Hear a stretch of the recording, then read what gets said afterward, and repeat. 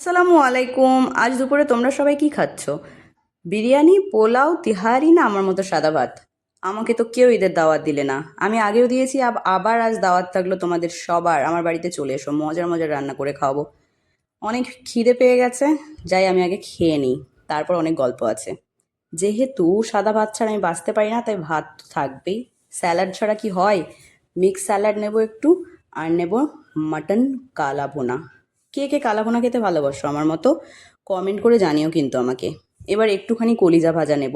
সব একটু একটু করে খেতে হবে, কারণ অনেকগুলো আইটেম রান্না হয়েছে যেহেতু, সেহেতু একটা দিয়ে খেলে বাকিগুলো আর টেস্ট করা যাবে না। মানে ফাঁকি পড়ে যাব, যার জন্য আমাকে একটু সবগুলো একটু একটু করেই আমি খাবো আজকে। আর তারপরে হচ্ছে আমার সব থেকে ফেভারেট, মাই মোস্ট ফেভারেট, ডাল গোস্ত। মাটনের চর্বি দিয়ে এই ডাল গোস্তটা যে আমার কত ভালো লাগে আমি তোমাদের বলে বোঝাতে পারবো না। লাস্টে চাটনি যদি না থাকে তাহলে তো খাওয়া অসম্পূর্ণ থেকে যাবে। আর যার জন্য আমি হচ্ছে আমড়া ভর্তা বানিয়েছি। কার কার ভালো লাগে আমড়া ভর্তা? সেদ্ধ করে কাঁচা লঙ্কা আর লবণ দিয়ে ভর্তা বানিয়ে, উফ, সেই টেস্টি সেই টেস্টি, কি বলবো।